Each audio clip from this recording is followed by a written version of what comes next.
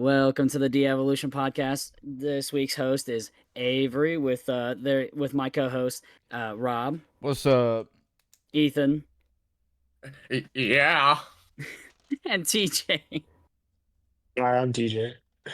And this week we are covering WCW World War III, baby, 1997. 1997. Boo. No, TJ, bro. TJ said, "Hi, I'm Paul." I gotta say, taking I place do have a in- shout out to what saved this pay-per-view for me. Okay, go ahead. On the Mysterio, commentary Eddie Guerrero. team. No. Oh, Commentary yeah. team, you Oh, got the yeah. voice of TNA, Mike Tenay, baby.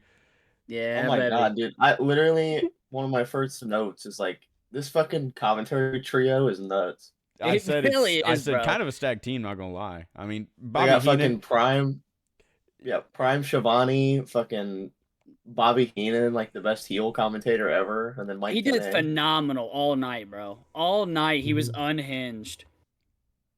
well, it also helps when the rest of the commentary team sits there and is like, "You're Bobby the Brain Heenan. You say some of the dumbest stuff I've ever heard." And then he proceeds to say some of the dumbest stuff he's ever heard. I've got some dumb shit that motherfucker said. Yeah, so do I.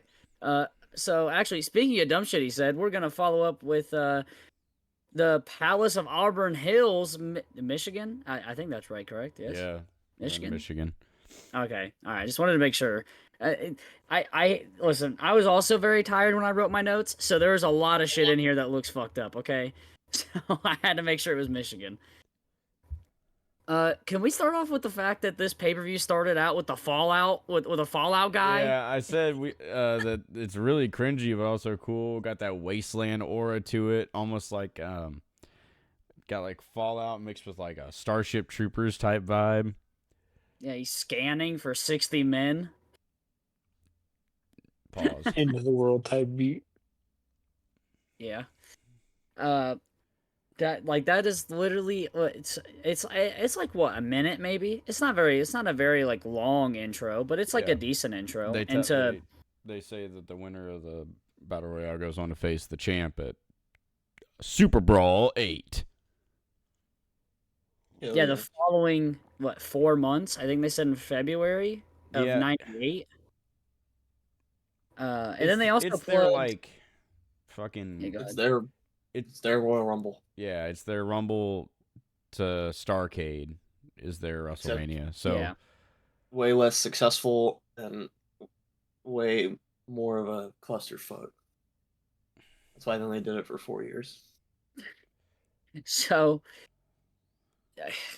Bobby Heenan immediately was already saying someone's gonna go to the hospital at the top of the hour. He's already saying that. He's like, yeah, someone's going to the hospital.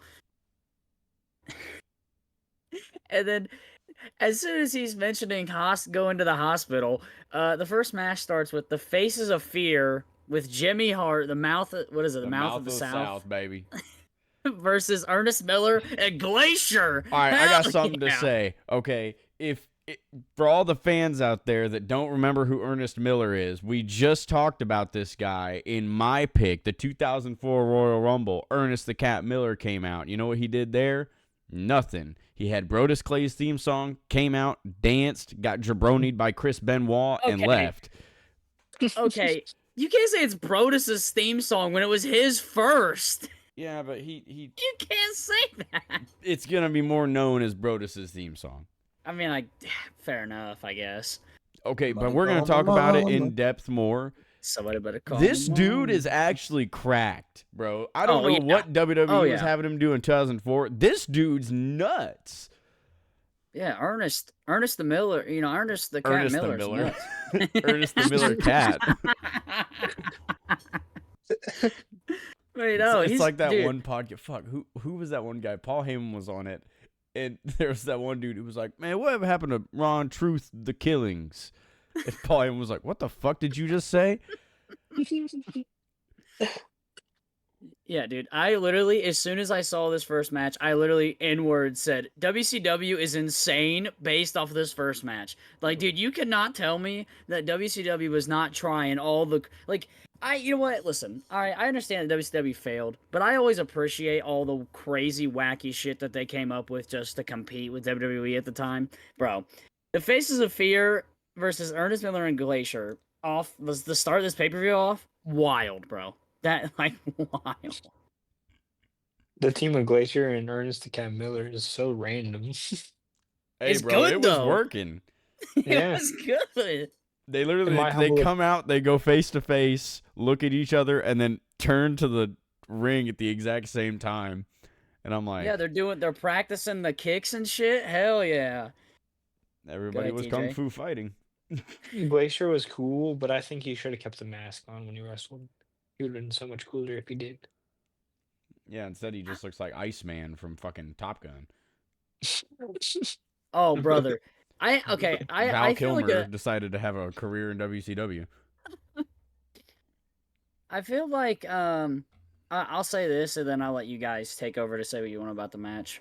I feel like I don't know exactly like what the other show was doing, but I feel like this was not like the worst pay-per-view I've ever seen from WCW. Like there's definitely way worse.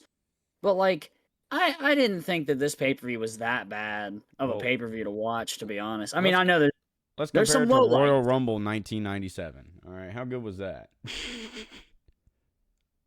There's Wow. really sick ass Bret Hart yeah.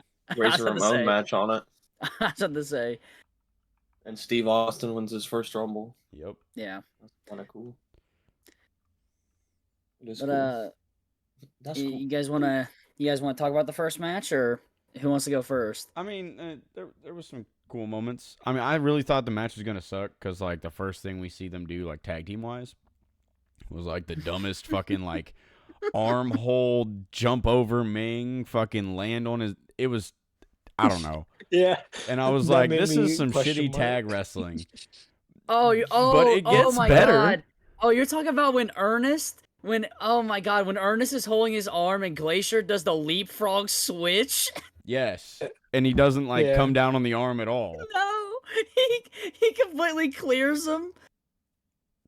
But then we get shit like fucking like Glacier throws Ming into the corner and fucking Ernest Yeah. Miller like jumps off of him and lands on Barbarian on the outside. I Barbarian. was like, bro, where was this in the Yes. 2004 Royal Rumble? That was my highlight of That the shit would be match. crazy A by lot- he was a today's lot standards, older. let alone fucking 1997.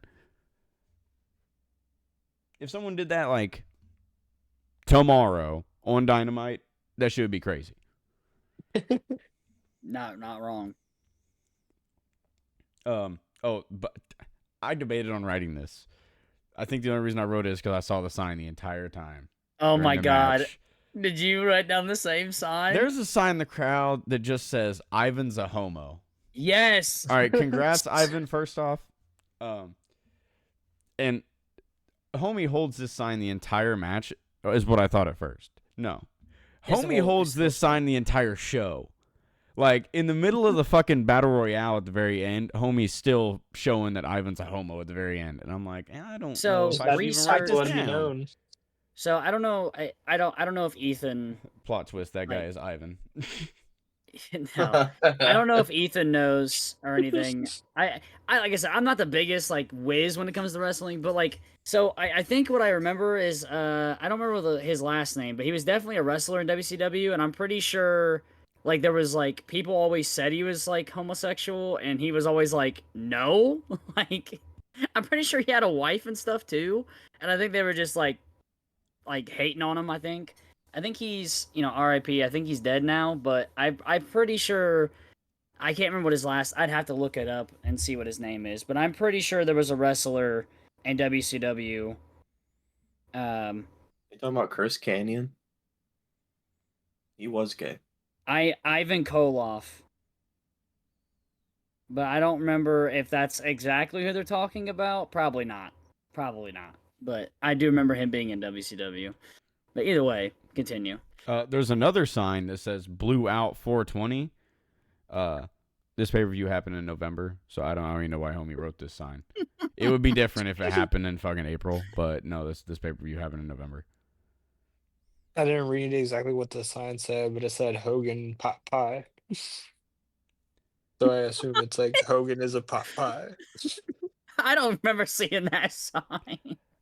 This match is so boring that on commentary they bring up that the University of Michigan beat Ohio State to go to the Rose Bowl. We did. Just to talk about how they're like, this will give the Steiners the boost in their match tonight. Yeah, they did say that. They did say it would give them the boost. They said because they say that at the start of the next match. They're literally like, or at the start of their match, they're like, well, Michigan won, so the Steiner brothers got to make sure they come out and win tonight. I was like, what? Bobby Heenan brings up on commentary that Oh, he says, no. and this led me down a rabbit hole. Like I paused the show and had to start like looking up shit on Haku.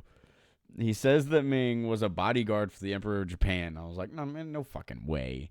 And I looked this shit up, and he wasn't. But he was a sumo wrestler. But in looking this shit up, I found out that a few years before this, 1989, he got in a fight in the Baltimore airport where he bit a guy's nose off. Just because the guy called wrestling fake. He said, oh, you guys do that fake stuff. And Haku wasn't down with that, I guess, because he fucking bit this dude's nose off in the Baltimore airport. All I wanted to know was whether or not this dude was bodyguard for Japan. I feel like with that, he should have been. Haku did that for real? Yeah. Yeah, it's like a famous Haku story. I've never heard about that. So Rob forgets to mention. I don't know if you wrote this down or not, Rob. After he says that Ming studied sumo by the choice of the King of Tonga, and it was employed as a bodyguard by the Emperor of Japan. He then Bobby follows up by saying the King of Tonga is also the doorman for their only hotel there, and then after someone says like, "Oh, stop," Bobby goes, "It's a busy island. Everyone helps out." Like, I did not hear that part. I was too busy fucking looking up this Haku airport bullshit. oh shit, Ethan, you want to get your thoughts on the match? I'm surprised it wasn't terrible. It was actually solid.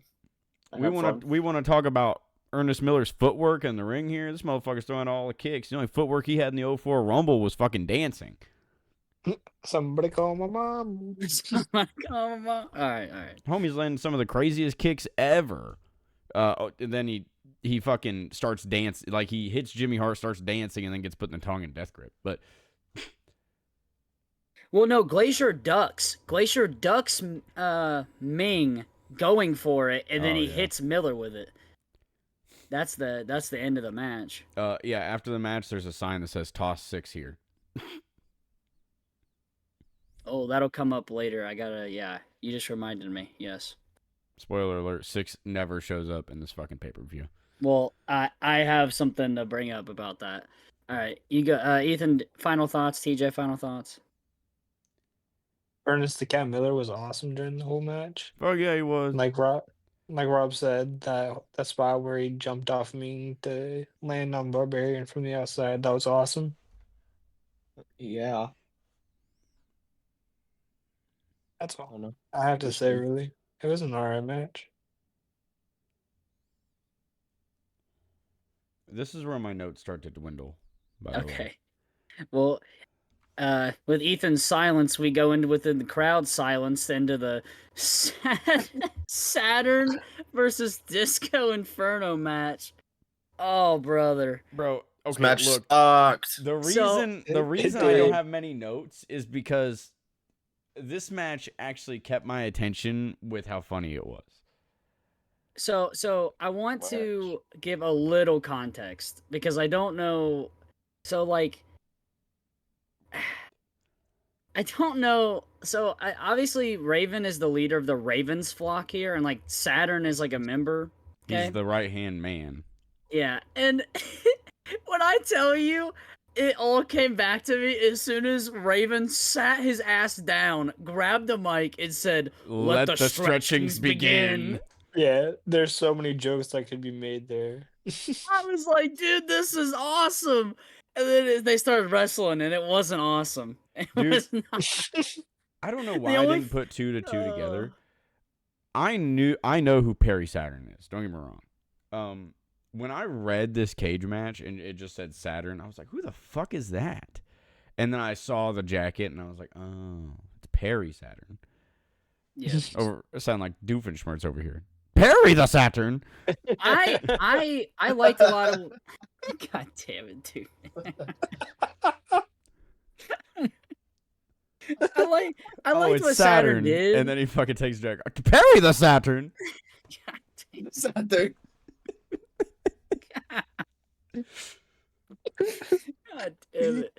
I liked what Saturn did in the match, but dude, a lot of the shit I didn't like about this match was with this dog shit fucking disco nerd, bro.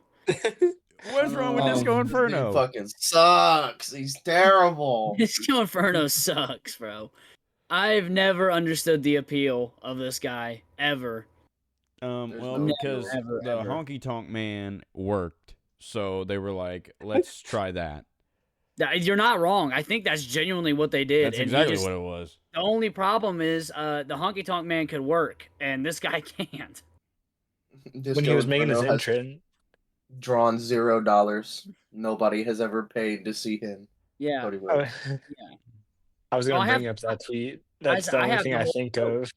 I have the whole quote. He drew. You stop. You know nothing. You have drawn $0. No fan has ever left a show thinking about you. You were lucky to be a juiced up double lifer over with the boys type in an era where you hid in plain sight, coasting on others' success. Couldn't hang then. Can't get booked now. And I That's agree the with every WWF word. champion. I agree with every word of that, bro. When he was making his entrance, he looked just so dead inside. He was busting a move, He thought he was shaking doing that something. booty, but He his had face no, was just his like, face was like completely fucking dead. he was like, "Get me out of here." Because I he mean, sucked. The He in-ring work sucks. was fast enough to make it look not as bad. Just because they were moving quick enough. Like, then Saturn rolls out of Yeah. the ring and gives me one of the funniest moments where he just looks at the camera and yells, "What are you looking at?" Like, you motherfucker, what do you mean? He slow pans, blank stares into the camera, and Dude, then he know, stares bro. at the camera Fucking for like pay-per-view I paid for?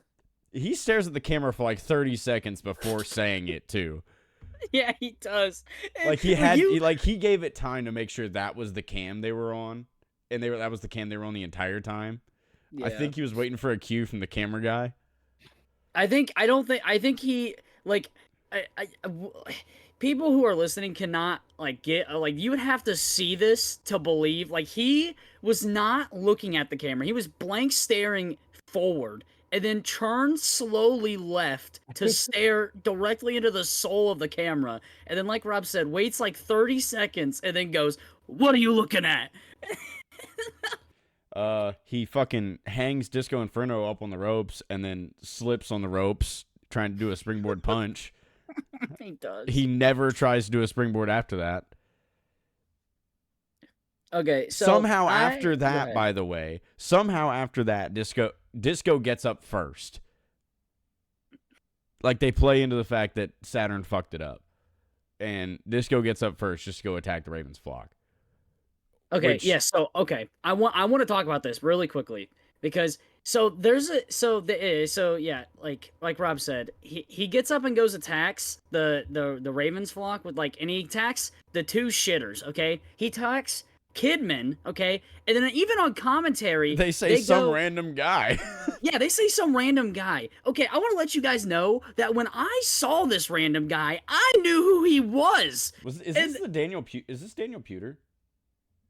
I don't know. There's a guy that No. comes in No. with Raven No. later that looks like Daniel This guy's Pewter. name. You guys ready for this? WCW knowledge here. You know what this guy's name is? This guy's name is Lottie. Okay, and you know why his name is Lottie? Lodi. You remember what he looked like? His name is Lottie, which is a play on Billy Idol's name because he looked like Billy Idol.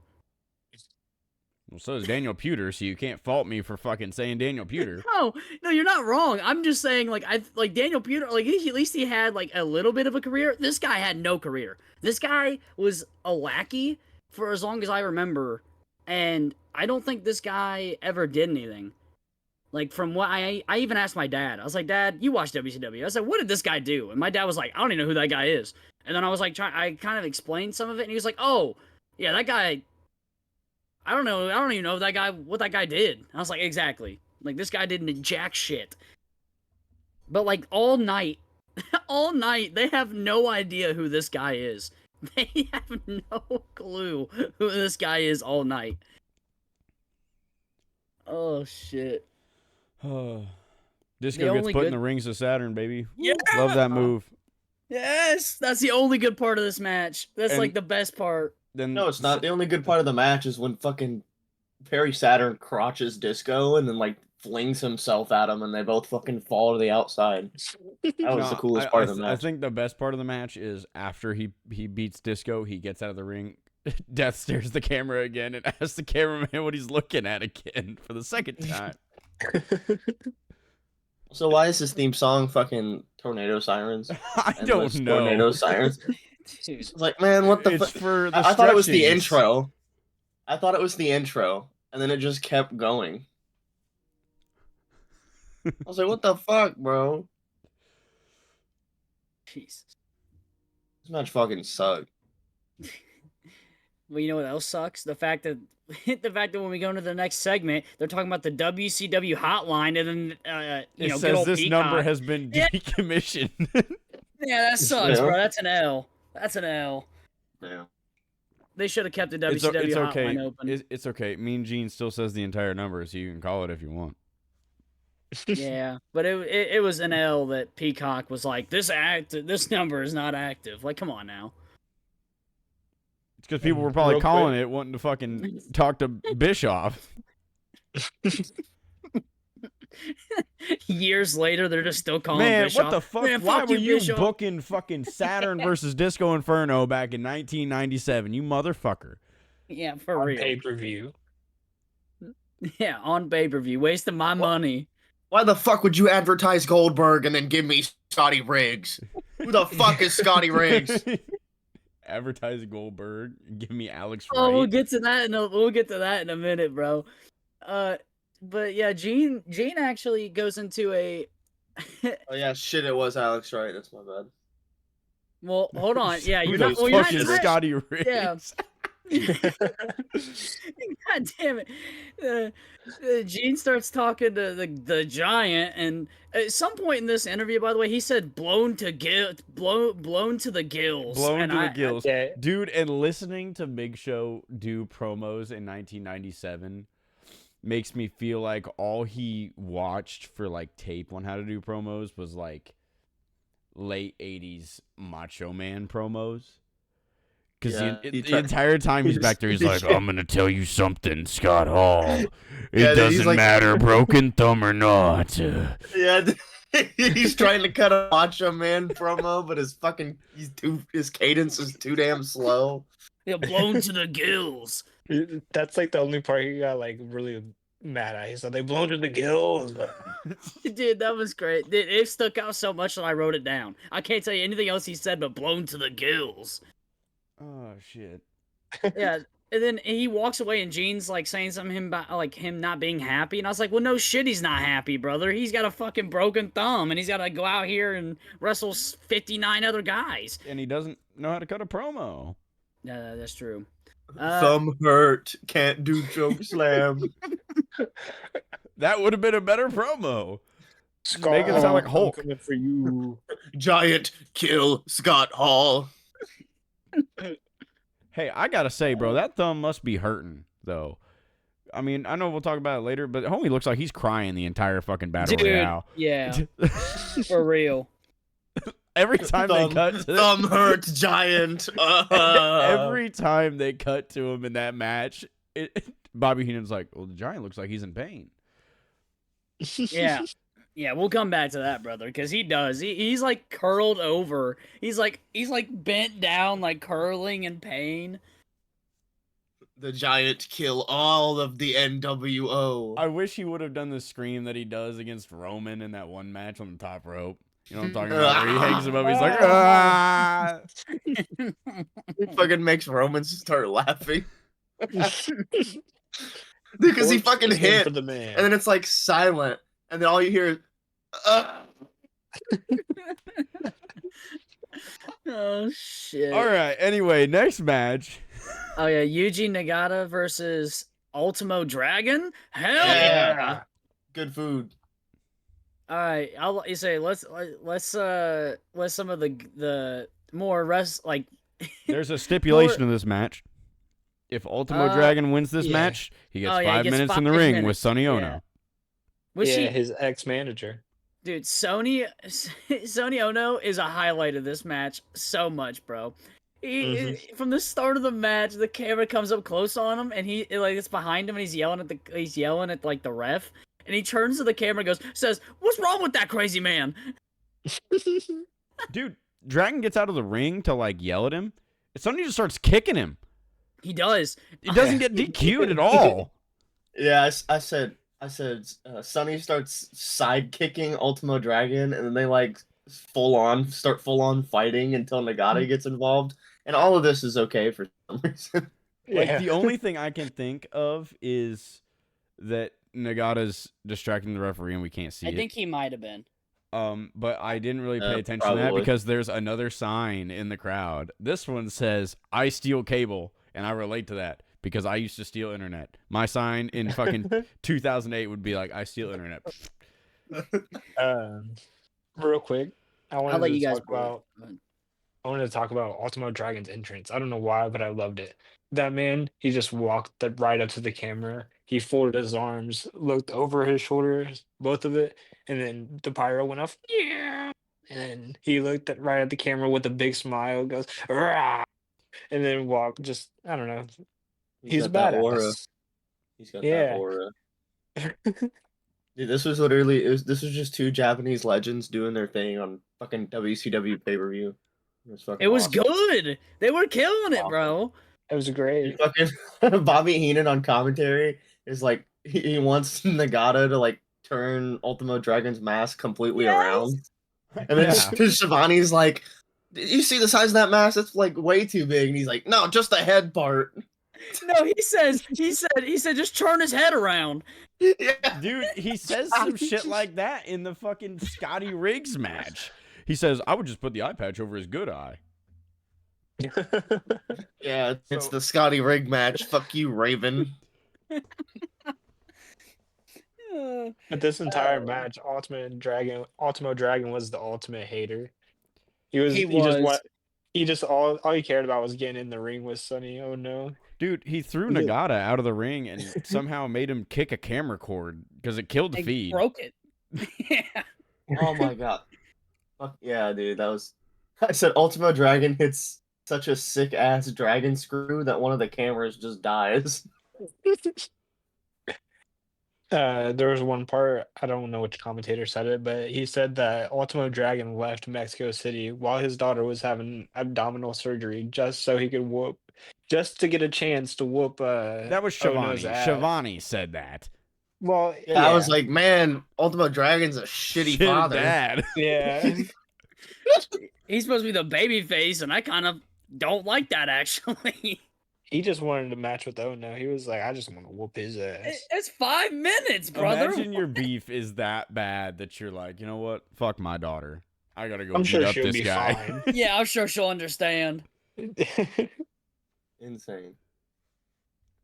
Is that what you say? You guys want to talk about some more spots? This match had a good amount of spots too. I mean, dude, they were fucking kicking the shit out of each other. Fuck yeah. Fucking literally, Nagata was trying literally kicking. He was trying to chop him down like a fucking tree, bro. There was a top rope power bomb from. I think that was Nagata onto Ultimo, I think, and then Ultimo ended up somehow getting a top rope hurricanrana as well. Dude, Dragon fucking hits a fucking awesome top rope sunset flip power bomb. Oh, he does, yes. Ultimo Dragon hits that fucking Frankensteiner, and then Ono puts Nagata's foot on the rope. Okay, did anyone not like the ending to this match? I'll tell you one part of weird. the ending that I didn't like. It was a little weird. Which had nothing to do with the wrestlers. So the ending, I did put the ending sucked. The ending was eh. Okay, so the ending was Ultimo picks up Yuji Nagata for a back suplex, correct? Yeah, it's like a backdrop. And then so Nagata bumps Sonny off the apron, yeah. But then lands on Ultimo, and then Ultimo gets pinned for a 3 count by Nagata. He gets pinned for a 4 count by Nagata. That was my issue because the ref counts 4. Yeah, well, no, so he did. He hit 1, and then they moved around a little bit, and then he counted the 3. Because there was even a couple people in the crowd that exactly was even like, that's 4. What? It was 4. Like there was no readjusting. 3 ain't enough, man. I need 4. God damn it. Any last words for this match, boys? You know, Ethan, that song, awesome. You know, that song is wildin', Ethan, by the way. In the middle of that song when he says then it's all for one, it's one for all, so I pass it to my homie in the middle of a WWE theme song. Big E was wildin' in 2010s. Jim Johnston was on his way out, and he was like, I don't fucking care anymore. I'm about to retire. I don't even know if he did that one. He did. It was him. He had to have. There's no way he didn't. I need 5. Yeah, that's Jim Johnson. All right, TJ, any last words? Shout out to that match that Yuji Nagata had with Danielson last year. It's great. It's great. Yuji Nagata in general. Yeah, it's crazy that he's still going at this. He's like 59, I think I saw. Something like that. Well, that moves us into the next match, which is a WCW tag team title match. The Steiner brothers versus Dave Taylor and Steven Regal. Okay, here's something I've noticed. Go ahead. With Avery. Avery ripped this shit straight from Cage Match. You know how I know he ripped this shit straight from Cage Match? Some of them, yes. There's no sort of, because you've announced the winner first every time. So that means you ripped it straight and just changed defeats to versus. Yeah, well, I typed it all out. I think the Steiners would be listed first anyway because they're the champions again. No, that's not true. A couple of these other ones I don't have. Second. I usually type it out in like the order they come out. A couple of these other ones I don't have written down like that. Just like the first couple. So I will say, when the Steiners come out, Scott is really starting to look like Big Papa Pump here. He's got the beard. Dude, that's exactly what I said. Oh my god, bro.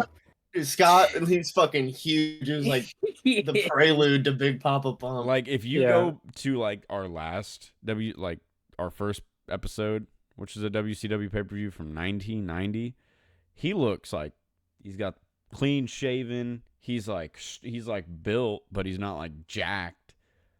And then now, he's the big bad booty daddy. He gets freaks 8 days of the week here. What year does he actually transition into? Do we know? Whenever what his year he really started. Yeah, I don't know what year that is, but yeah, dude, it's got to be close because he's fucking huge in this match. Oh my god, like. My first thought when I saw Big Papa Pump was Bane from the '97 Batman and Robin movie. Bro, it's massive. I know exactly what you're talking about. Oh shit. Dude, Regal and Dave Taylor came out, and like Regal was looking hella disgusted with the crowd. Super good heel work already coming out. He gets in the ring, like when he gets in the ring for the first time, the first thing he does is go ahead, yeah. He tells a fan to shut up. He circles the ring with Rick before looking at a fan and goes, "Shut up." Oh, I thought you were gonna talk about him hitting the windmill flex where he winds his arm up. Later. That was he fucking hits a mean ass European uppercut and then flexes and starts strutting around the ring. And then he was showing off the entire match. He gets put in a Fujiwara armbar. He gets put in this armbar like 6 times, dude. This is Rick Steiner's favorite move. Oh shit. I'm pretty sure Rick Steiner puts people in the Fujiwara armbar in the Battle Royale later. I think he does. I think he does. I'm so sick of this move, bro. I mean, this match was fun, man. I liked this match.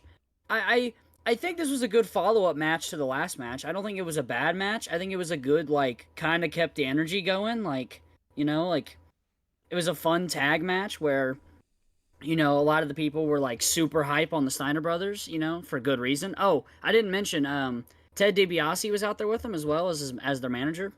Yeah, bro, he comes out with them with carrying both fucking tag belts. Looking baller.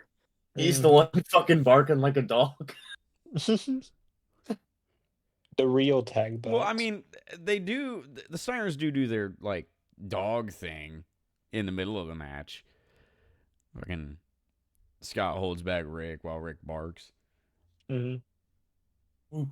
The iconic bulldog fucking thing that they do. This match was awesome. It was really good. I really loved Regal's facial expressions the entire match. It really sold Steiner's as the monsters. Made him look really strong. Got a face full of Dave Taylor's back. On that back body drop. Oh yeah. Painful.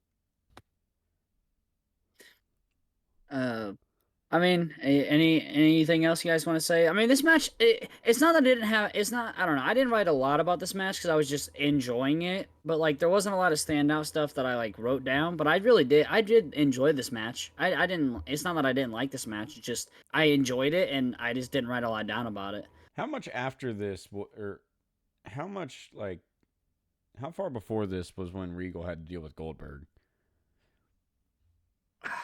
No idea. It couldn't have been that long before this. Or it might even been after this. I have no idea. This is just the same attire that he wore when he fucking had to carry Goldberg to a 5-minute match. No idea. And, like, dude, if you look at Regal, you're like, man, who the fuck is this guy? But he proceeds to fucking show why he is, like, one of the greatest fucking in-ring performers of all time. Yeah, I mean, just recently, what's his name?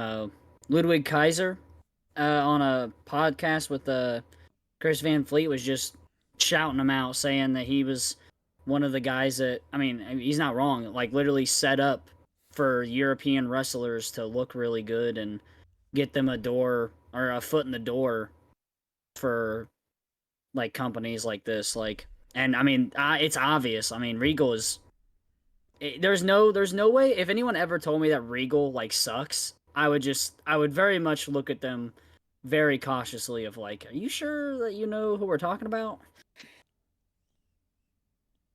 You're a stooge for Triple H. Stay the fuck away from me.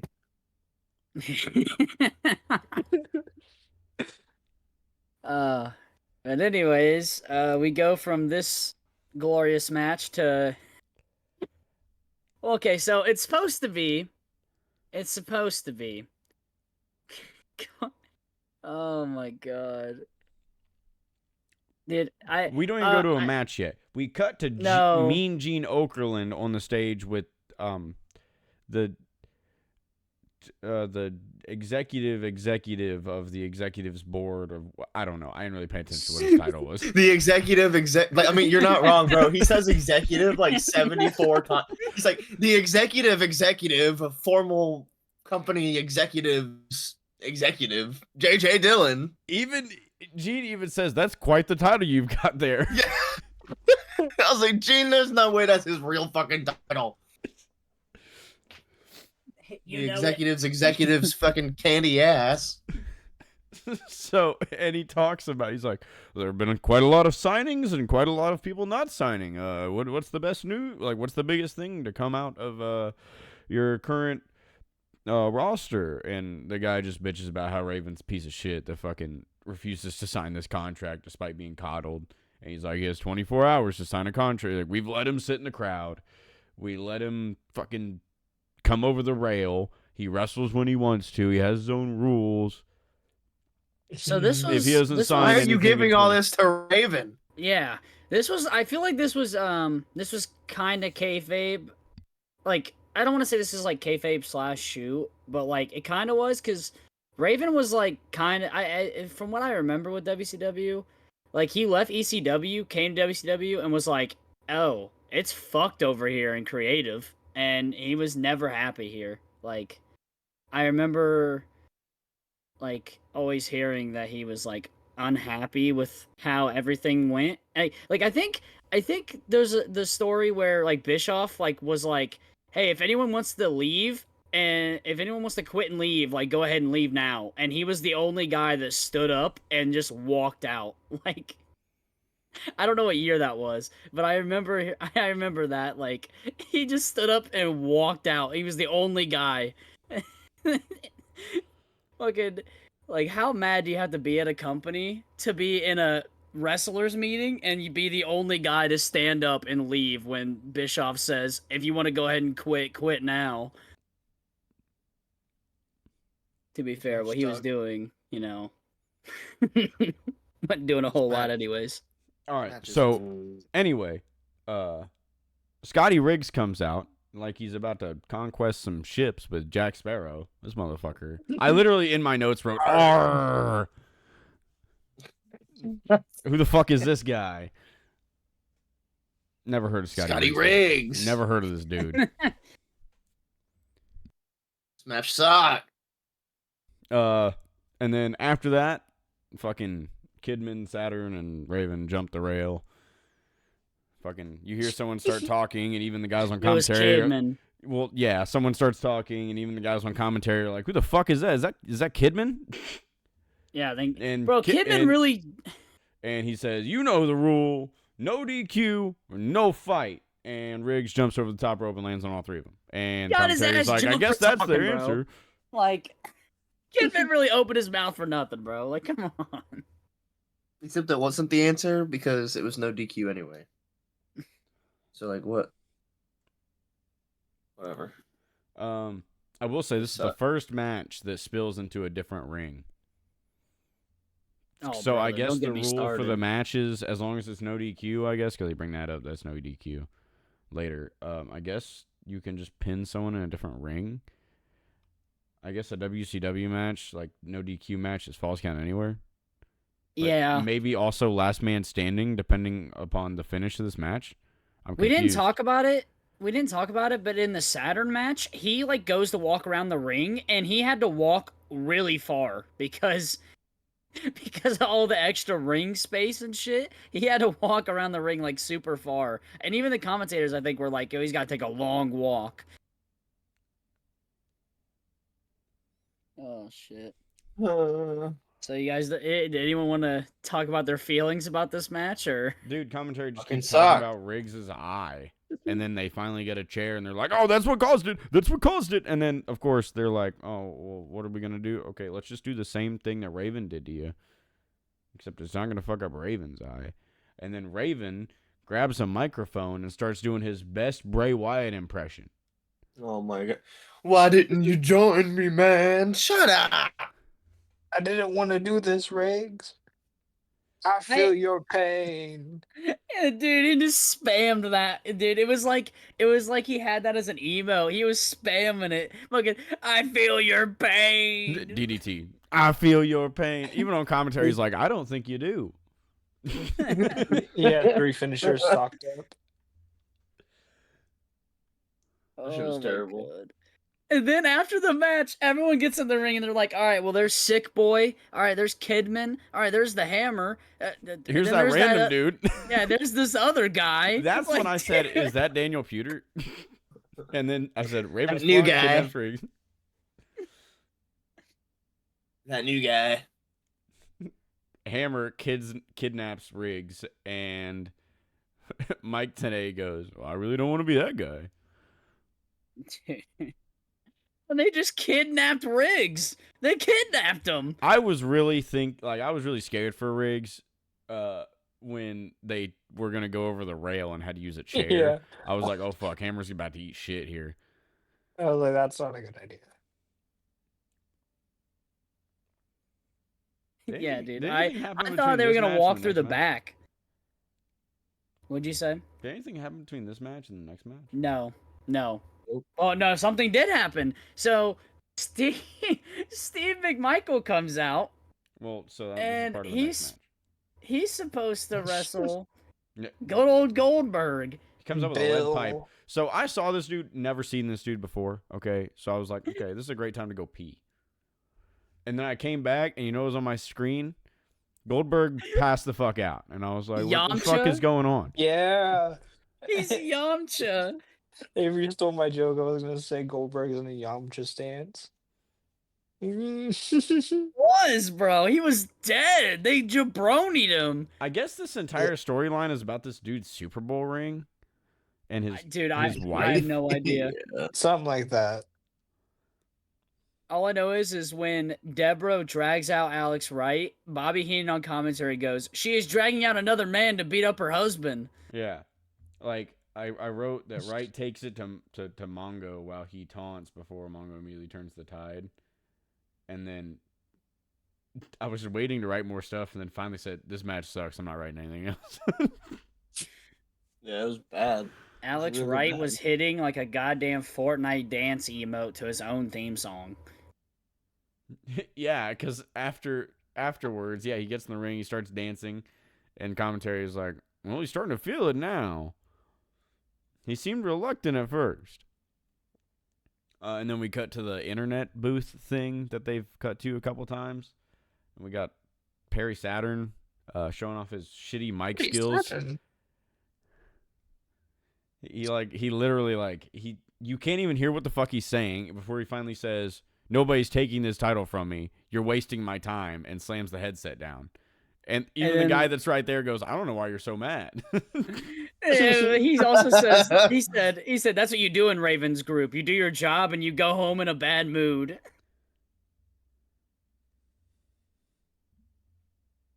Oh shit! Anything else? Anybody else want to set fire to this match, bro? Because this match was so bad. This match was worse than the last match.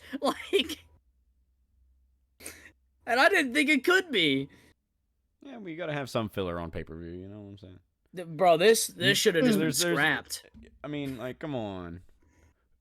I would have rather. You gotta have matches like this when the rest of your roster's like Dean Malenko and DDP and Chris Benoit and the Giant. Oh man, who are those guys? They had Goldberg, and spoiler alert for everybody, Goldberg didn't even come out for the Battle Royale. He was out for the whole pay-per-view. He was Yamcha in the back, and they didn't even show. That's it. I'm pretty sure he was hurt in real life. But still, why even I don't know. I feel like advertising was a bad idea. Do we want to move on to 12-year-old Rey Mysterio? Yes. Yes, bro. Rey Mysterio Jr. coming out. Very happy baby, but he looks like a baby. Dude, young Rey taking off his mask is heat. That guy in the front row, he was like, yeah, give it to me, yeah. Bobby Heenan says that guy needs a mask on his face. Homie looks about as old as Dominic Mysterio during the fucking custody battle. Just because he doesn't have a lot of tattoos? No, just because his face looks young as fuck, bro. He's slim. There's a sign that says, Eddie, it's time to be a man. And I was like, oh, that's funny. But it wasn't nearly as funny as the sign they showed afterwards. It said, my God. Eddie Girl Arrow. Cruiserweight chump. I was like, man, people hate this guy. Oh, but then we get the best part of the match. You know who referees this match? Oh, yeah. Charles Robinson, baby. Little Nate. No, dude, this match was goated from the start. You had Eddie, you had Rey, and then you had Lil Nate, bro. Come on now. There's nothing else you could do. This match was destined to be great, and it fucking was. You got three young Lil Nate made this great. He was a part of it. He was there. The aura of Lil Nate. I will say that I had to reiterate one of my comments because I brought up there's a botched Hurricanrana. I said it's so weird to see a green Eddie and Rey, but then later I was like, I take back the Eddie comment. Only Rey is green here. Only Rey is fucking this shit up. That's like the biggest fuck up that they do, and they recover really well. They do it twice though. They go for the same spot twice, and Ray falls off Eddie's shoulders twice. Look, he's sweaty. He's green, is what he is. One of the spots I really liked in this match was Ray tried to slide under Eddie, and Eddie caught him, and then smoothly transitioned into a fucking suplex. And like, are you talking about the highest German I've ever seen in my fucking life? Yes, and they even say it on commentary. They're like, he didn't even go for a bridge or nothing. He didn't even try to go for the pin. I was like, nah, bro. That's because he was probably concerned about fucking Ray. He was like, oh shit, I probably just broke this guy's neck. Dude, that shit was nasty, bro. This match was like the best thing in the show. You got awesome lucha libre. Dub. Ray hits the his little fucking Hurricanrana pin thing. Looks kind of because he's green, but he's not even green. He's not even green. I'm a Rey Mysterio Jr. hater here, bro. There's no green on his attire. TJ. I know that was a joke. He does get what appears to be a 3 count.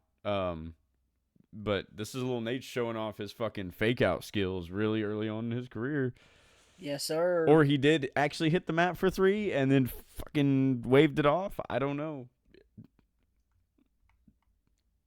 I don't remember. All I know is right after that is when I said I take back the Eddie comment. Only Ray is green here because they do the fucking on the top rope shit, and Eddie looked great as fuck doing that shit. Oh yeah, Eddie switching it was fantastic. Eddie tells the crowd to kiss his ass. Mm-hmm. I loved all of his bickering with the fans and just all of his heel work because Eddie is great. No matter Eddie what sucks chance. Latino heat. Something I loved like very early on in the match, like just a simple like when they're in the headlock and then they break and then Eddie goes up to Lil Nate. He's like, he's pulling my hair. Just stuff like just little yeah, things earlier like that. before that, at the very start of the match, he walks up, he's like, he's pulling my tights. You know what Ray did before that? He drop kicked him. This is WCW, I'll tell you why. Because when we watched Capital Combat 1990, that first match with SST involved the first 10 minutes, them being like, he pulled in my hair. He wasn't even touching his. Oh. He's pulling my hair. You were in a waist lock. Hey, Fatu, back me up here. He's pulling his hair, man. I'll never forget that shit, bro. Dude, don't get me started on that goddamn match again, bro. That match was a travesty. Oh, you mean the match where fucking Mike Rotunda kept slapping his chest over and over and over again for no reason? I remember. The Rob remembers. Nobody gave a fuck about that match. Tommy Rich did. Oh, fuck that guy. Eddie hits a really nice frog splash on Ray too to win. Does. And after he wins, the Brain says that Eddie's still the cruiser heavyweight champion. I wrote that down too. I thought I heard him say that, but I didn't. I thought I was like, oh, I'm tired. I thought I heard him say it, so I went back. I thought I heard him say it again, so I went back a third time. I was like, yeah, he definitely fucking said that shit. He says cruiser heavyweight champion. Why does he change it? Why did he change it? He was probably reading the shit from the next match that said United States heavyweight title. Maybe. I think cruiser heavyweight's kind of an oxymoron there. I guess. Then we go to a Starcade video package featuring Sting. Oh yeah, Sting. Dude, and this shit was 20 seconds. They were talking about Starcade a lot, and I was like, I wonder, how that show went this year, because I don't think I've ever seen it. Let me read to you guys this Starcade card. Don't say winners or anything. Just read the card. Well, yeah, no shit. And I'm gonna say the rating for each match. Oh no, I'm scared. I'll do the cage match rating, and if it has a Meltzer rating, I'll do that. Oh God. So the first match is WCW World Cruiserweight title. Eddie Guerrero defending against Dean Malenko. It has a 6.71. Shouldn't this be Starcade? What? No, this is 1997 Starcade. Okay. My bad. The cage match rating is 6.71. Dave's star rating was 2 3/4. Oh boy. That's the highest rated. That's the highest rated match on the show. Oh no. Dude. Next match is the NWO, Randy Savage, Scott Norton, and Vincent. Oh shit. Oh yeah. Vincent is Virgil, by the way. Yeah. Versus Ray Traylor and the Steiner brothers. Oh God. Bro, This has a. God damn it. Keep going. This is rated a 4.03 on Cage Match. Dave gave it negative half a star. This shit straight up says Bill A Goldberg. negative? Yes. Doesn't even say Bill Gold. It doesn't even say Goldberg. Bret Hart wrote this one on Cage Match. It says Bill Goldberg. Bill Goldberg versus Steve McMichael. In 6.5 minutes. 6.5 minutes. 6 Oh my minutes? God. It has a 2.32 on Cage Match, rated negative star by Dave Meltzer. Then we have Chris Benoit versus Saturn in a no disqualification match. Oh shit. Oh, Saturn no. beats Benoit, by the way. No. He said no winners. I had to spoil that one for him. This is the second highest rated thing on the show. It's a I hope so. 5.42. 5.42 on Cage Match, but Dave didn't even rate it. So Shit. then we have Lex Luger versus Buff Bagwell.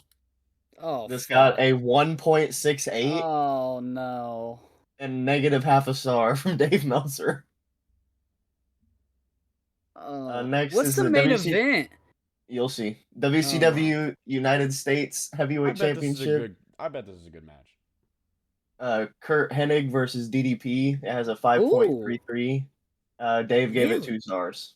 Really? I feel like that should have been a better match than what it sounds like. Oh, this next match, I bet is fire. Oh my fucking good lord. We have Control for Nitro match. Special referee Bret Hart. Larry Sabisco representing WCW versus Eric Bischoff representing the NWO. With Scott Hall.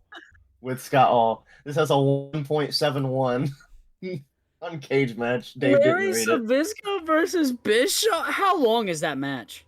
11 minutes. Yeah. Oh, my no. God. 11 minutes? That is And 10 minutes too long. The main event, billed as the biggest wrestling match of all time. Oh, The no, I know what this... WCW World Heavyweight title, Hollywood Hogan versus Sting, which has a 2.45 on Cage Match. And Dave did not rate it. They didn't even get they got less than 2 minutes more time than Larry and Eric. That's actually a crime. You know who So got I was more like, time? yeah, I gotta bring up this show. You know who got more time than all those matches? Buff Bagwell and Lex Luger. That's sad. Got 17 minutes. Oh Buff my Bagwell God. fucking sucks, bro. He's fucking horrible. So yeah, that was the next show after this. I hope the WCW fans in '97 were excited. Commentary by Tony Schiavone, Mike Tenay, and Dusty Rhodes. Oh, shit. All right, well... Oh yeah, baby. That might be a show that I'm going to keep in my back pocket. Fuck no, you're God not. damn it. If you say that, you're kicked off the pod. Hey, that's not fair. It's not fair. I'm gonna clone your voice and make AI Avery. It's either that or a God. Doink the Clown pay-per-view next.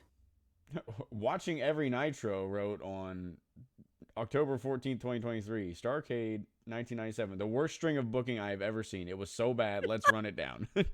0.0. Okay, well, speaking, we're going from talking about really bad stuff to, honestly, I thought this was a good match. Ric Flair versus Kurt Hennig for the WCW United States Heavyweight title. Kurt Hennig came out with a Sits on the chair stage. Representing a- the NWO. with a six shirt. Ooh. I gotta bring this up. Yes. I hate this mix of the NWO theme. The yeah? savage fucking NWO. Like I hate it. Oh, The New I was gonna World bring that up. Order. I hate it. I hate it. Yeah, It's all those voice clips made me uncomfortable. yeah, the voice the New fucking, World Order. New World Order. That's my favorite one. Yeah. New World Order. New World Order. Homie sounds like fucking Bubba Ray. We are it doesn't matter. Dude, there's a fucking sign in the crowd that says, "Ooh, Ric Flair."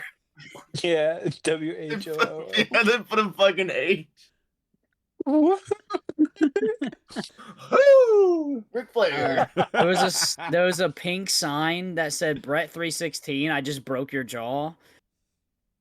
Dude, there's favorite another sign. sign in the middle of this fucking match that says Brett is Bischoff's boy toy. When you did you miss that one? I didn't see that one. My favorite sign of all night is a big Batman logo with 316 under it. So I imagine Stone Cold as Batman. He's like, justice? What? If anyone's still wondering, yep, this dude's still saying Ivan's a homo at this point. That hasn't changed. All show. By the way, so the NWO are wearing 6 shirts. I guess like this is when like 6 had that. I don't know what injury it was, but it was an injury where he was out. So they were all wearing 6 shirts to support him, I guess. And then I think he was either hurt or he was let go. I think that was what was happening during this time because all the NWO guys had like a 6 shirt when they came out. Because at first when I saw the WWF shirt, joined DX the next year. So maybe he was let go at this time. I have no idea. I know he was either let go or he was hurt because they were all wearing 6 shirts. Maybe he just left NWO because he hated their shitty ass theme. No, I don't think. New World Order. That's fair. New World Order. For life. Too sweet. Yeah, Dude, the fans were real about the New World Order. Every time Dude, they were, bro. They were over as fuck for the NWO. Every time they got out to the camera, somebody wearing an they were NWO literally shirt. split, which is what I think is cool, because like half the signs were like "Welcome home, Nash," and the fucking the other half of the signs were like "Fuck off, Nash." There was a sign that said "Throw sexy here." For life. There was dude, the pyro for Flair. Before we even get to the match, the pyro for Flair was crazy, bro. Like Ric Flair. Woo! he got a Dude, lot of pyro. I literally was like trying to listen to commentary at that point. I was like, God damn. He wasn't even doing anything. He just stood there and the entire time was like Dude, it was. Oh, Shivani confirms on commentary that Riggs and Goldberg. Yeah. Yeah, was like, I don't think Goldberg Riggs nor or Scotty Goldberg. Riggs will be in the Battle Royal. That thank God for one of those. So I don't know what point of the match this is, but if some point Kurt goes to pin Rick and he gets a 2 count, and as soon as the ref pulls up and says 2, he just jabs him in the fucking eyes. That was crazy, bro. They spent a lot of time on commentary talking about the fucking Battle Royal and not this match. Dude, for real, all night. Specifically, I have a quote from Bobby Heenan written down. Bobby Heenan said, "I want to see if the NWO members will touch each other." Pause. What do you mean by that? What do you mean by that? Dude, Flair hits a fucking double axe from the top rope to the floor. He does. And it made like the craziest noise I've ever heard. Dude, this basically becomes a leg versus leg match. Dude, for real. Flair fucks up his ankle first and has to start hopping around. Man, let me just tell you, I know he ain't like as ripped as he used to, and he was starting to clean up around this time. That extra skin on homie's body was not helping him when he was hopping around. I was like, God damn, homie's skin is just flopping at this point. Yeah, but he was selling top tier though. He was selling. Well, That yeah, shit. he's the nature boy. They were both hitting each other with some sick ass chops. This is when I saw the sign that said Brett is Bischoff's boy toy. There's a spot where okay, so you're gonna have to help me out here, Ethan, possibly. So Henning gets him in a death lock, like sitting in a death lock, and he's like trying to push Flair down to pin him, and like Rick sits up. He's not pushing anything. He's just sitting there, and Rick lays down, and the fucking ref. No, what counts. what I'm saying was like he was like pushing down on his legs, like forcing Flair to like sit back, and Flair gets up and starts to goozle him for a second. Yeah, he does. And they're just hitting each other while they're in this weird deathlock sitting like spot. And I was like, dude, this is peak. What the fuck is happening? Like, this is crazy. Yeah, and then Rob's right, bro. They start both nursing like legs and ankles, and from that point on, the match got hilarious, bro. Bro, Flair atomic drops Hennig through the chair that he brought into the ring himself, and then just starts kicking it closed, which is loud. Yeah, that's fucking awesome. It was so loud. I love that part. And then Flair got unhinged. Flair brought in the belt and another chair. Dude, they kept like going in between the different rings, like just full on switching. Like, okay, the match is happening in this ring now, and because it's a no DQ match. In the middle one, right?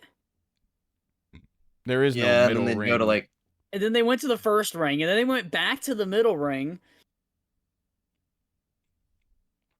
Ring number 1, ring number 2, and ring number 3. Brother. Don't get hard.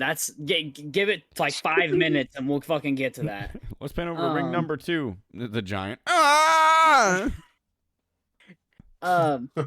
Henning hits the double whammy with the belt. He hits Flair in the ankle/leg, and then hits him in the head. Him in the face. And then he clocks him in the head and pins him for the 3 count to retain. I would love to point out that fucking while Flair was doing the figure 4, he like had his arms like tight to his body and fucking like had his legs tight doing the figure 4, and he gets clocked with the belt and like starfishes immediately. Yeah. He hit his factory reset, bro. I really like this match. His match was good. I really like.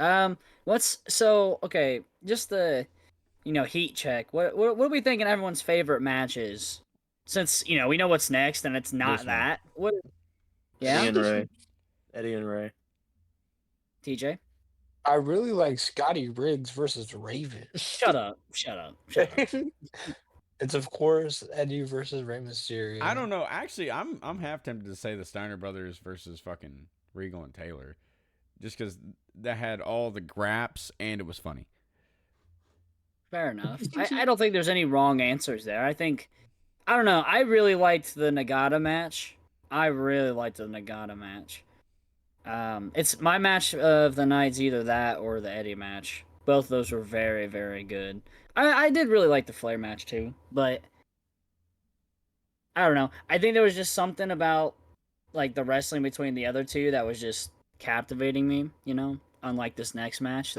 I'm actually... Yeah, you want to know what's not captivating? Like the first 20 minutes of this match. Exactly. I think I'm more critical of the Ray and Eddie match just during the pod now than I was when I was watching it, only because I started to watch Ethan's pick, which is Rey Mysterio, like, when he's more experienced, and he's not fucking falling like he was in this match. So okay. That's why I'm being so critical. I'm like, oh, this fucking Bro, kid. shut up. He had one iffy day at the office. One day at the office. Okay. Okay. So I don't know what the rest of his career in WCW was like. I know TJ doesn't either. This is my first He had a fucking WCW. 5-star match with Eddie. That's crazy. Months before this. Okay. In my opinion. Does everyone want to? Is everyone got everything out they want before we move on to the fucking main event? So we can add. We can add anything, or we can just move right on. No, let's just talk about this fucking Okay, so So I mean, it gets. I'm gonna be honest. I skipped the entire fucking intro, like the entire like announcing. Like I already knew how this shit worked. They explained it on commentary all night. Doesn't matter if you go over the top rope, middle rope, bottom rope. If you touch the floor, you're out. Well, no, okay. So since you skipped it, let me tell you why I kind of got pissed off. Because, so like, yeah, you can go in between the rings. It doesn't count. It doesn't matter unless your feet touch the floor. Yada yada yada. Well, they were like, because like, so the previous years it was whenever there was 10 people left, they would go to the middle. They would go to like the middle ring, right? Well, they said they literally said when there are 5 wrestlers left in each ring, they will meet in the middle ring. Yeah, they did. The match, and that's not what happened. Literally, not even close at all. That's not what happened at all. Well, Big Show ain't got time for all that. The announcing though, like him, like kind of doing the "Are you ready?" or not "Are you ready?" but like "Let's get ready" and all that stuff. Like, it was good. Like I liked that part. Like it was cool. And then everyone walking out. Yeah, like so I thought that was cool. And here's my exact notes. Here's my exact notes. I said DDP leads the charge. I said Hacksaw Jim Duggan. Yeah. Oh yeah. NWO comes out separate with their own music. I said we go to a 3-way cam and Big Show starts throwing out everybody. Big Show. Yeah, we got the NFL Red Zone triple box. Dude, that shit was stupid, bro. And then I said Big Show is going for the 2K corner strat, and that's why I stopped taking notes. So I have the 2K corner strat. Dude, he stands in the even when they merge. I never thought about that till you just said it. He stood in the corner then too. When it was Team WCW versus NWO at the end, he stood in the corner then, dude. Dude, fucking Rob saw Big Show just standing there and threw down his pen and paper. He said, "I ain't doing this." So I got some honorable mentions before like the last 15 guys. We even get to the last 15 guys. I know that y'all. I plan on putting down in my notes who the first person eliminated was, and I rewatched it like twice. I couldn't figure out who the fuck it was. I was like, okay, what? No, even commentary didn't know. Yeah. No. We have to know that Kevin Nash is supposed to come out as the number 60th entrant, but he doesn't. Yes. Oh yeah, that's important. Honorable mentions. It's important. It plays to the finish. I said it's important. La Parka getting out. You're saying it sarcastically. No. La Parka getting out was an L, okay? Booker T raising the roof after spin kicking Silver King out of the ring is goated. Yeah. I will say Jim Duggan, when people came out, I was like, oh, Avery's going to pop because In a Row was like fucking, it was Chris Benoit. Fuck, who was after him? It was Jericho. It was Jericho, Benoit, Booker T. No, I'm talking about In a Row was Benoit, someone, and La Parka. Who the fuck was the guy right after Benoit? There was somebody, and I was like, oh, Avery's going to pop for these three right fucking here. Oh, probably. I probably did. Oh, I did pop for DDP and a bunch of people. I popped for a lot of people. DDP led the charge. I think my biggest complaint was that they didn't play Self High Five, the most original wrestling theme ever made. No ripoffs, no nothing. So Jim Duggan, bro, this whole match, does not matter what cam you're on, you hear just in the background, oh, dude, all match until he gets out, bro. He is spamming it. He always finds the hard cam to point at. But no, even when he's not on the cam, you just hear the fans like hoeing because he's doing it. And then like when you do see him, he's just pointing at people in the corner and doing it. Like even on commentary, they're he's like, the GOAT. Oh, Jim Duggan's pointing at the camera again. Dude, and I was rooting for him, bro, because I was like, oh, shit, they're going to get him out now. He lasted pretty long. He did. For a match where if you leave the ring at all, you're out, he was in there pretty long. Dude, he went all the way over to the NWO's ring and was fighting them. Fucking... Go ahead. Rey Mysterio pulls the original Kofi Kingston move. He does. Or tries to. Or no, he does get back in the ring. He does. Well, yeah, he tries, and then he gets curb stomped by 4 people. It was cool, though. Him hanging on the fucking apron. Well, yeah, because even commentary was like, oh, he got out. And then they switched to the camera, and they're like, oh, wait. Like... No, he didn't. There's a part... So they cut to cam. I think this is 2, because that's where like a lot of like the cam was on, because there was so many people in there. So Chris Adams is grabbing Booker T, trying to do like the corner, like get him out. And Stevie Ray, Booker T's team, tag team partner in Harlem Heat, comes up and grabs Chris Adams from behind. And Booker T slowly turns around to Chris, looks him dead in the eyes, and goes, "You want to play with me?" And then proceeds to beat the fuck out of him. And then he switches and lets Stevie Ray beat the fuck out of him. And then they just threw him out like a piece of trash, bro. Can we talk about before that when Chris Adams was fighting someone else and they took up the entire view of the ring post cam, and commentary even brought it up like, we don't know what's going on in ring 2 right now because we can't see it. Let's go to ring 1 and 3. Oh shit. Yeah, I can't believe Jericho got eliminated, Benoit getting eliminated, Ray eliminated Eddie, which I noted because the fans popped for that. That's because the fans hate Eddie. Latino heat. Haku fucking took out Rocco King and Johnny Grunge at the same time because they both were like, I don't know if they were fucking up the spot, but they just would not get out of the ring, bro. Like, I don't know if you guys know what I'm talking about, but like, there was a part where like I don't even know how to describe it because I don't know if you know who I'm even talking about, but there's a spot where like Rocco's on the ropes and Ming is like hitting him and he just doesn't go over. So then he throws Johnny into him and he doesn't go over either. So then Johnny walks away and so Ming super kicks him. He goes through the bottom rope and rolls out himself and then has to like clothesline Rocco twice to get him over the top rope. And I was like, dude, what is happening over there? And they weren't even talking about it. Commentary just like was not talking about it, but I was like barely seeing it. And I was like, what the fuck is happening? Big Show dumps out 2 of the last 4 people in ring 3. And then it's him and Haku squaring up. Yeah. I was like, oh, yeah, here we go. Yeah, so I counted the last 5 people in each ring, and then they, decided that it was the last 10. But either way... Yeah, they made it the last 10 overall.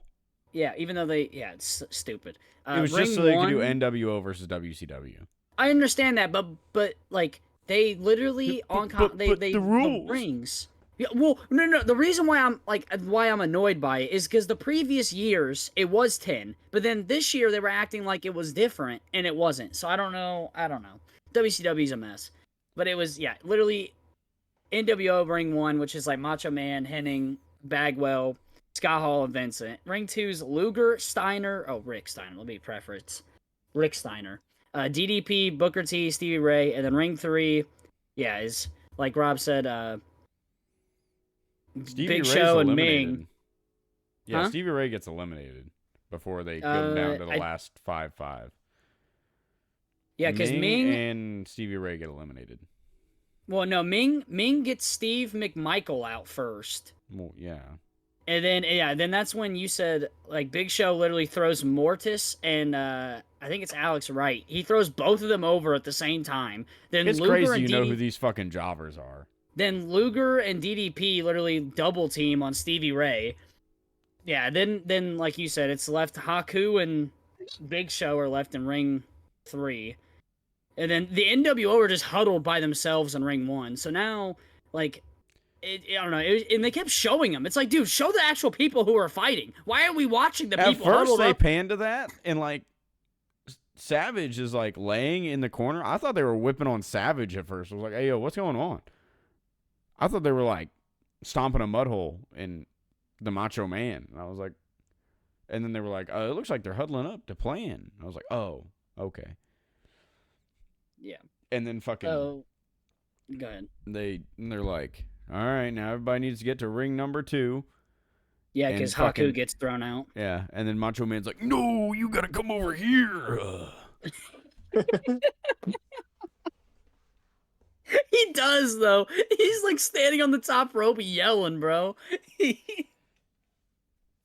Also, homie's shirt is doing way too much here. His fucking Madness NWO shirt looks like Venom. Yeah, that's too much. You didn't like the design? No. Everybody else has a 6 shirt on. What's so different about the Macho Man? Even Hogan fucking when he comes out 5 minutes later, fucking has a 6 shirt on. Yeah, well, you got a little head, but anyways, I mean, it's not that big of a spoiler, but like, so yeah, basically, well, who was the ref? Was it Nate? It wasn't Nate over there. They had beat like a up, few right? refs. Well, they had one what per was ring. the? Who was well, the it one wasn't that Nate got they thrown beat up, out though, by right? the NWO? Yeah. I have no idea. It wasn't Nate. That's what I'm saying. It wasn't Nate though. I don't think. But yeah, they beat up the ref over there in ring 1 and throw them out, and then so DDP and them are like, all right, fuck it, we're going over to you. So DDP, who Not is it? DDP I think it's and them. DDP, Booker T, and the other Big two, Show, Rick Steiner, and someone else go to the next ring. You know who doesn't go? Lex. You know who doesn't go? Big Show. The homie stays in the other ring for about 2 minutes. Yeah, slowly, commentary says methodically. this. They're like, it doesn't look like Giants going over there. And then you see in the side of your screen, Big Show's big ass get in the ring. You know where he goes? To the fucking corner.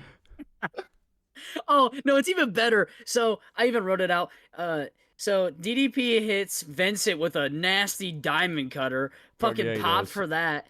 And then Macho Man hits him in the back of the head, so they start fighting. You know what? You know what the Giant does? Walks over and just kicks Vincent out of the ring. And then grabs Macho Man and Buff Bagwell and bonks their heads together. Yeah, he does. And then helps up DDP. DDP and Big Show are the best of friends. Big Show hates everybody else. That's true. DDP no longer needs self high five, just fucking giant high five. After that, Hennig gets Booker T out, and then Hall gets Rick Steiner out. And then this is like, so Lex and Kurt are fighting, and they're both kind of going over the ropes, and they're like, oh no, who's gonna go out? Who's gonna go out? And then Buff Bagwell starts helping, right?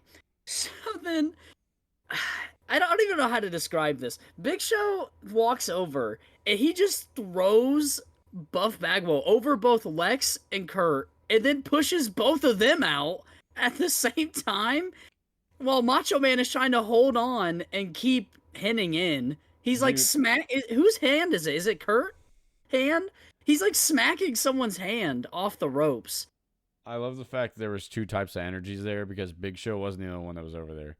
DDP sprints over there to fucking shoulder check the people off, and Big Show's like swatting them like flies. Oh, I did forget about that part. Yeah, I did forget about DDP jumping on top.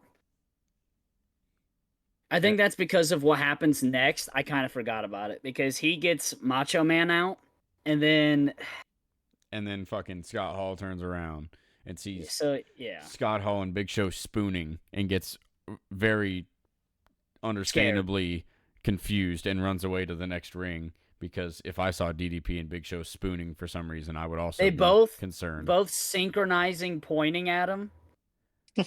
I didn't like how DDP was just laying on Big Show. I was like, bro, what are we doing? He had no energy.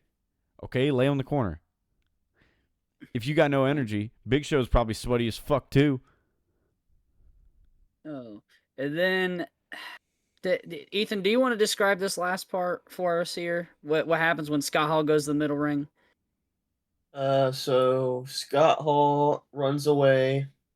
He does the NWO like fusion dance point thing. The NWO theme hits. Commentary says it must be Kevin Nash. Then 75 fucking years pass. Dude, even the camera's doing little like camera tricks with the WCW sign. 75 years pass, and then Hulk Hogan comes out. He's the 60th entrant. Hogan gets in the ring with Scott Hall, and they start fighting with DDP and the Giant, and then Sting descends from the rafters. Should preface Sting with sandy blonde hair. And 7 feet tall. Yeah, stepping over the top rope. Like the most obvious not Sting ever, but yeah, Sting. So Hogan gets freaked out, jumps out, and eliminates himself. And then Sting beats the shit out of the Giant with the bat and knocks him out. And and then he takes off the mask to reveal that it was actually Kevin Nash. Dude, I love the fact that if you watch when Kevin Nash drops down, he gets hung up like he's SpongeBob in the SpongeBob movie after the fucking rock. Like, he couldn't unhook himself at first.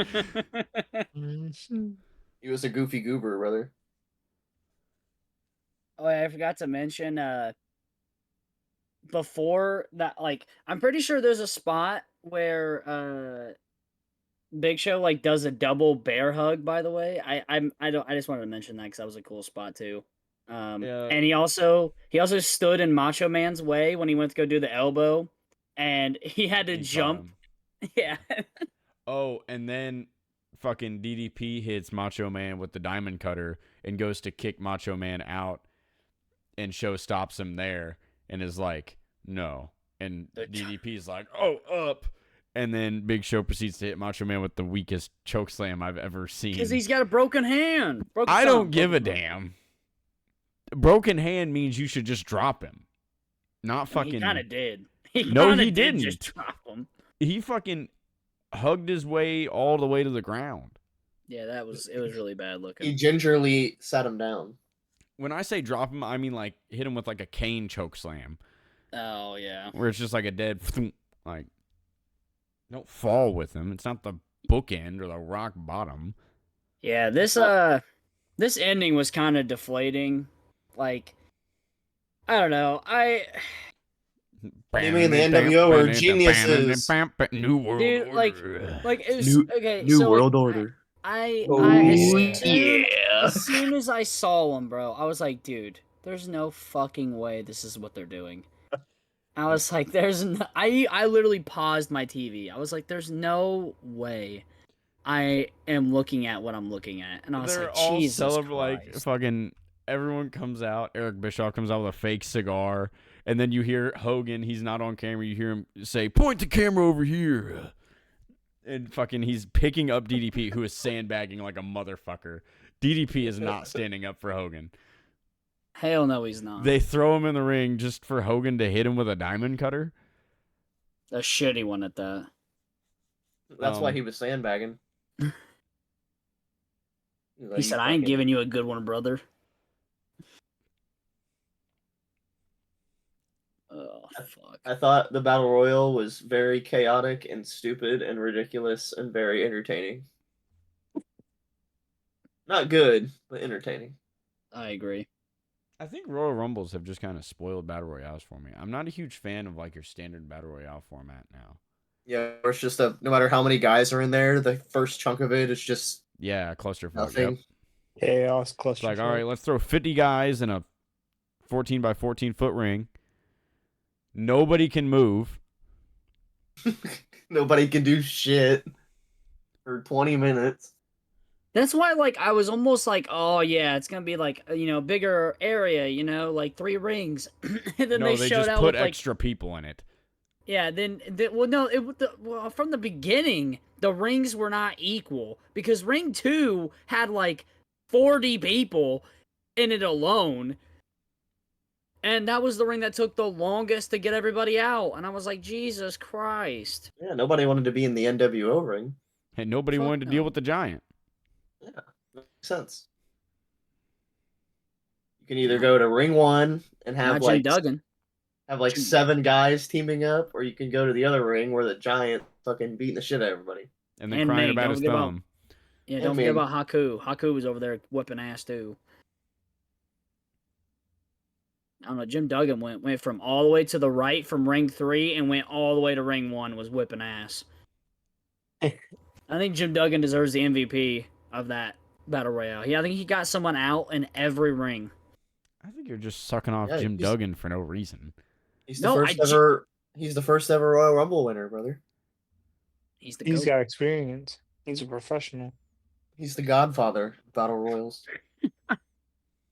All right, so overall feelings about this pay-per-view, guys. It wasn't as bad as I thought it was going to be. I agree. I definitely thought a lot of bad. This was like, you know what this pay-per-view didn't have? Vignettes. So I love this pay-per-view. It had that one Starcade thing that was like 25 seconds. Advertising the greatest WCW pay-per-view ever, Starrcade 97. Jesus Christ. That pay-per-view's terrible. And I have never watched it, and I know it's that bad. There's also, I know this is gonna sound crazy, like there's like it's so wild to me that like there was like no. If this was a WWE pay-per-view, there would at least be one women's match or something along the line. There is none of that here. There is none of that at all. And granted, a lot of it's because it builds up for the main event. Like, a lot of the guys that are on the card, like, earlier are in the match later. But, like, still, like, I don't know. It's crazy to me that how different WCW is in terms of, like, how a pay-per-view is structured for them. Yeah, they're structured more like AEW pay-per-views, not WWE pay-per-views. It's a modern example. Yeah. I mean, AEW's getting a little bit more women than WCW was doing. I'm not talking about women. I'm talking about like the structures of their shows. Oh, yeah. I don't think, I'm gonna say it. I don't know. I think if WWE tried to do what WCW did, if they try to copy this pay-per-view, I feel like somehow they would do it worse. I genuinely believe somehow, some way, they would do it worse. Around this time, I feel like somehow, some way. I feel like the only thing that would help would be that like you have your superstars around this time in 97, but other than that, like, you're having Gangrel fucking going to the last 15 guys, like, or here's another random Rene Dupree's making top 15. Rene Dupree wasn't even there in 97. Fucking who knows, bro? The French tickler dance. I'm a French tickler. Okay. Something. All right. I think WWF doing this would be awesome. You think so? Yeah, dude, Steve Austin just kicking the shit out of 59 dudes. I mean, that's a good point. Till it gets down to like him and The Rock. Yeah. I would enjoy that. It's not a bad point. Let's look at. All right. Who Well, was in the 97 Rumble? Steve Austin, Bret Hart. That one guy. Do you want like the actual list, Rob? I got it. So I listed the two most important ones. he did. You got Ahmed Johnson, Bart Gunn, Bret Hart, Cybernetico, Crush, Diesel, Farouk, Flash Funk, Steve Austin, Goldust, Henry O. Godwin, Triple H, Jake Roberts, Jerry Lawler, Jesse Jams, Latin Lover, Mankind, Mark Marrow, Mil Mascaras, Owen Hart, Phineas I. Godwin. Are these the IRS guys? I don't know. Pierre Roth, Razor Ramon, Rocky Maivia, Savio Vega, Terry Funk, the British Bulldog, the Sultan, the Undertaker, and Big Van Vader. Wait, when was... Wait. When was the 97 Royal Rumble? That was... Wait, what month is that? It's in January. What month is the Royal Rumble, like, always, except for this year? Fuck, I don't know. I'm not It's very always good in at that. January. Oh my god. January. So... Dude, I'll tell you what's crazy about fucking 97 Royal Rumble. The Royal Rumble match is not the pay-per-view. There is not the main event, I mean. Like, really? The world title match is... You know what this world title is? Oh, God. Shawn Michaels and somebody? Shawn Michaels with Jose Lothario versus Psycho Sid. Jesus Psycho Christ. Sid's the champion going into this match. Oh, no. What? I love Psycho Sid, but what? That doesn't sound right. I'm pretty sure Psycho Sid main events WrestleMania that year against The Undertaker. And like fuck yeah, Psycho Sid. Fuck, they even have the dark like, matches on here. The worst fucking WrestleMania main event ever. That sounds terrible. You got a free-for-all match. La Parquita and Mascarita Sagrada Jr. defeat Mini Mankind and Mini Vader. That's the first match on the card. That's crazy. Yeah, midget wrestling. Yeah. Oh fuck. All right. Well, IC title match. Let's say Hunter Hearst Hemsley with Curtis Hughes versus Goldust with Marlena. Singles match: Ahmed Johnson versus Farouk with Clarence Mason, Crush, D'Lo Brown, Chasey Ice, and Wolfie D. Are these dark matches? No, these are on the card. The dark matches here. You want the dark matches? Dark tag team match: Pero Aguayo Jr. and Venom versus Maniaco and Mosco de la Merced. Dark 6-man tag team match: Abismo Negro, Heavy Metal, and Hysterio versus Blue Demon Jr., Octagon, and Tenebrosa Jr. Jesus Christ, what? Let's go back. Singles match: Vader versus The Undertaker. 6-man tag team match: Fuerza Guerrera, Heavy Metal, and Jerry Estrada versus Kanik, Hector Garza, and Pero Aguayo. So the same people that were on the dark matches. Vader and Taker didn't sound terrible, but you want to know what it got on Cage Match? I don't know if I want to. Not enough votes for a total rating. Oh God, that's not good. How do I fucking? But like when I looked at the pay-per-view that Ethan was looking at earlier, he actually had like ratings. How the fuck did you see that, Ethan? What do you mean? Like you were looking at Cage Match and you were like, you know what this match got on Cage Match? And as I was looking at the same page, I was like, nothing. It says not enough votes. Oh yeah, that's a glitch that Cage Match does. If you just click on it, it'll tell you the rating. Like for each match. Click on what? The actual match itself. The not enough votes for total rating. Oh, here we go. It has... Well, it just tells me all the different ratings. It doesn't total them. It's fine. I'm sure it's not a high rating then.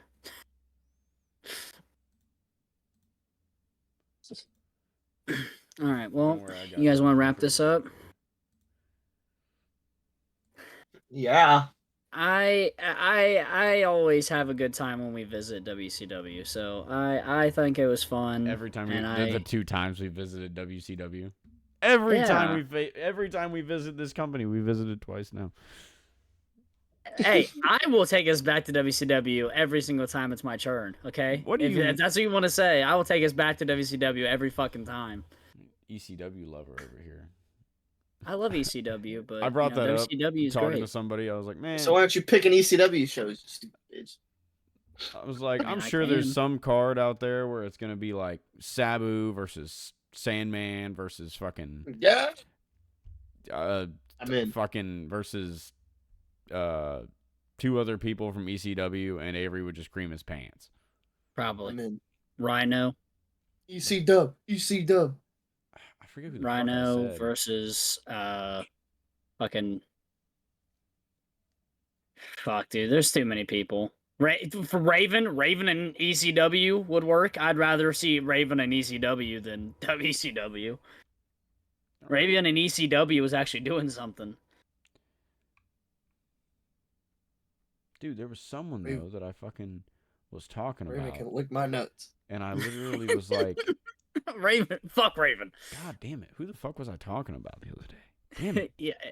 Next time we do WCW, I'm gonna try to find a Vampiro match. Rhino versus RVD. Oh, that sounds fire. It's a way better name. Fucking bring up. Raven. Tommy Dreamer. Yeah. Tommy Dreamer, hell yeah. I already say Sabu. I already said Sabu. Yes. Right? Taz. Fuck Taz. Mike Awesome. Taz. Spike Dudley. Just Incredible. Just Incredible. Lance Storm? Lance Storm was there, wasn't he? I think. Yes, no. Yeah. Al Cactus Snow. Jack. That's the dude I was thinking of. Oh, yeah. I'd freak over that. Mike Awesome, I'd freak over that. ECW legend. Yeah, that's what it was. I said Avery would cream over Al Snow, Cactus Jack, Sandman, and Sabu was my exact sentence. Yeah, I would. ECW legend Jack Swagger. What? No. My favorite ECW World Champion of all time, Do-Rag Vince. No. What's up? What? You No. love Do-Rag Vince, Avery. What are you talking about? Not ECW. What? No. He's not even into ECW. That happened on Alright. ECW. Did it? I don't remember that happening on ECW. WWE ECW. Oh, yeah, that's fair. Why the fuck do you think we're fucking bringing this shit up? That's true. I don't know. I'm tired. I'm You fucking. know, you're just saying random ass shit. I thought we were just naming ECW wrestlers. That's my bad. What about We Kevin were, Sullivan? and then TJ and I started making jokes about WWE ECW. Love I'm Matt Hardy's I'm run. over here naming actual ECW people, and I'm hearing Jack Swagger being thrown out. That's the joke. I understand. That's what's throwing me off. Like, I'm over here saying, like Mikey Shipwreck, and I'm hearing Jack Swagger. Whipwreck. Like, Whipwreck. It's Mikey Whipwreck. Mikey Whipwreck. Fake fan. Fake ass bitch. Fake ass ECW fan. You don't know shit. Dude, I do that all the time, bro. I fucking hate that guy's last name. Mikey Shipwreck. Dude, literally, I think if you ask my dad, dude, my dad probably wouldn't remember, but I've always called his ass that, bro, because I hate his last name. His last name sucks. Avery's favorite fucking superstar Steve Austin. With the long blonde hair. Stunning Steve Austin. Terry Funk. Fuck that guy. Yeah, Terry Funk. Fuck that guy. What are you talking about? Yeah, did you say fuck Terry Funk? Wait, what? I gotta get the evil pops. The heel pops. I gotta be I'm the heel on the podcast. Loves the Miz and hates Terry Funk. Yeah. Crazy, bro. That's why he's the heel. That's crazy. I gotta get my cheap heat in. That's a crazy angle to run. Next thing we know, this guy's gonna say Okada's a lame-o, but his favorite wrestler is John Morrison. Dude, I was fucking the most recent episode of SmackDown was so fucking dog shit. They literally had a fucking 10-minute match. It was the fucking Miz and Carmelo Hayes versus LA Knight and R-Truth. And like they fucking cut Liv Morgan and Naomi, but kept this match. And I was like, who the fuck is this for? Who the fuck wants to watch a match with the Miz and R-Truth in it in 2025? And I was like, oh, Rob. Rob would love this. Dude, it sounds like a funny match. It was very bad. I don't know. Anything with R-Truth sounds, amusing. It was bad. And Carmelo Hayes and LA Knight are good. So I don't know where you want to cut that, Rob. Miz. You can cut it at like when I said let's wrap this up if you want, or this is staying in, man. alright. That's fine by me. Well, now I gotta cut it because he said, "I don't know where you want to wrap this up." Normally I can find a place. Yeah, now I'm gonna have to fucking cut it at some point before that. I'm not leaving that in the podcast. Fuck. I think we should leave all this in and then do like a real intro right now. We're real. Fuck it, we'll do it live. We're Hangman do it Adam live. Page, not Do it MJF. live. All right, Avery, do an outro. Dude, I'll never forget. You brought up MJF. I'll never forget the one time that I decided I was gonna watch Dynamite. I was like, you know what? I'm gonna watch Dynamite. Oh god. You know what I saw when I turned on my TV? What? Take a guess. God. Involving MJF. Was it This when was he literally the start of the show. was it? Oh, the start of the show. Oh, it was when he did his intro in New York, right? Yes.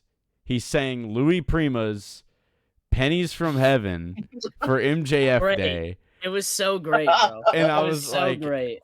I was like, man, this is what the boy's been hyping up. He's good. I mean, yeah, his singing was okay, but he found like the shittiest sax player in New York to fucking did. play. And everybody in the like, I saw videos of it afterwards. Everyone in the comments like, bro, homie had a dry read. Like, no, homie just stinks.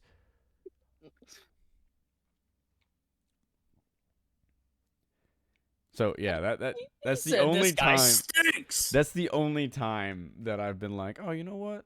I'm gonna get ready for Dynamite. I'm gonna watch this whole show. And I saw that. and I turned my TV off. Call me Kendrick. That shit, I turned my TV off. That's crazy. Haven't tried to watch a full show of Dynamite since. You've watched pay-per-views since then. I've watched pay-per-views, but the other thing is like halftime I just forget it's on. Like it's so hard for me to catch weekly wrestling, and like, dude, Fair enough. Weekly wrestling is just kind of like it's so much easier to just watch the highlights afterwards. Yeah. You don't like watching Nia Jax fuck up her sitting down spot on who was it? Naomi? God damn it. Naomi? Who'd you say? Naomi? No. It was older wrestler. It was Tiffany and Trish. Yes, Trish. It was Trish, yeah. Everyone was like, she's being safe. I was like, how the fuck? What? What? That just looked like ass. I saw a compilation of Tiffany Stratton PMEs, and I was like, she's really good at this. Yeah, she is. I love the fact that Iffy when she was on Chris Van Vliet's podcast, this shows you that Chris is just trying, like, sometimes he runs out of questions, because I know he's not this stupid.